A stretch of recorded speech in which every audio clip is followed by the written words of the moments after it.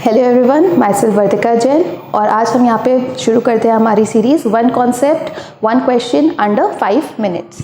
तो यहाँ पे जो हमें क्वेश्चन दे रखा है, ये दे रखा है given below are the two statements. पहला स्टेटमेंट दे रखा है that the coagulation of a negative salt the flocculation power of the 3 ion is in the order Al3+, then Ba2+ and Na+। और स्टेटमेंट 2 दे रखा है in the coagulation of a positive salt the flocculation power of the 3 given salts is in the order NaCl, Na2SO4 and Na3PO4।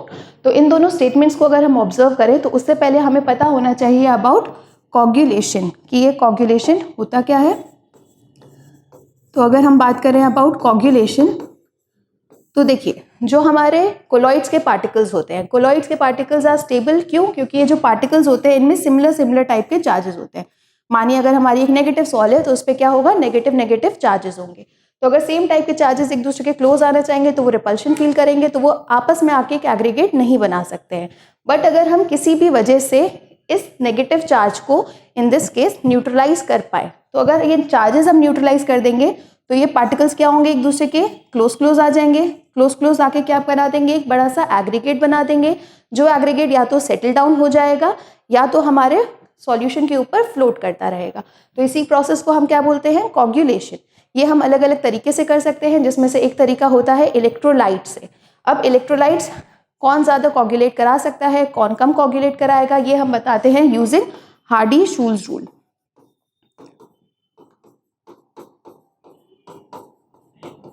तो अब ये जो हमारा हार्डी-शूल्ज़ rule है ये बोलता है कि अगर हम नेगेटिव सॉल्ट में करा रहे हैं कोगुलेशन तो जितना ज़्यादा पॉजिटिव चार्ज होगा आयन पे उतना ही ज़्यादा उसका कोगुलेशन पावर, या अगर आप इस क्वेश्चन में देखो फ्लोक्यूलेशन बोल रखा है तो फ्लोक्यूलेशन पावर ही होगा। यहाँ पे ऑर्डर सही दे रखा है बिकॉज Al3+ पे हमें दिख रहा है चार्जेस क्या है, ज़्यादा। चार्जेस ज़्यादा हैं तो उसका फ्लोक्यूलेशन पावर मतलब जो टेंडेंसी होगी उसकी मिनिमम उसकी जितनी कॉन्सेंट्रेशन चाहिए होगी एक हमारे सॉल्यूशन को कोगुलेट कराने के लिए वो ज़्यादा होगी। तो यहाँ पे Al3+ आयन ज़्यादा जल्दी से कोगुलेशन करा देगा as compare to Na+ ion. दूसरा स्टेटमेंट अगर देखें पॉजिटिव सॉल, तो पॉजिटिव सॉल में चाहिए होगा नेगेटिवली चार्ज आयन, क्योंकि ऑब्वियस है ऑपोजिटली चार्ज आयन ही एक दूसरे के चार्जेस को क्या करा पाएंगे, न्यूट्रलाइज करा पाएंगे। तो अगर हम पॉजिटिव सॉल की बात करें तो पॉजिटिव सॉल में हमें क्या देखना है, नेगेटिव आयन को देखना है।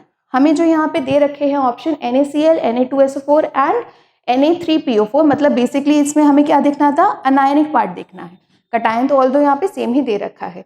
अब अनायंस में देखिए पहला है Cl-, दूसरा है SO4 2- और तीसरा है PO4 3-। Now according to Hardy-Schulze rule जो फ्लोक्यूलेशन पावर होगा वो ज़्यादा चार्ज वाले आयन का ज़्यादा होगा, कम चार्ज वाले आयन का कम होगा। तो ऑर्डर जो होना चाहिए था वो होना चाहिए था फॉस्फेट का सबसे ज़्यादा होना चाहिए था, क्लोराइड का सबसे कम होना चाहिए था।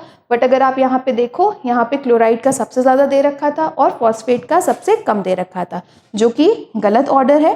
तो इसलिए अगर हम देखें तो स्टेटमेंट 1 हमारा यहाँ पे करेक्ट था, बट स्टेटमेंट 2 क्या आ गया हमारा स्टेटमेंट 1 हमारा करेक्ट था और स्टेटमेंट 2 हमारा इनकरेक्ट था। तो हमारा ऑप्शन हो जाएगा 4th option. That's it, thank you.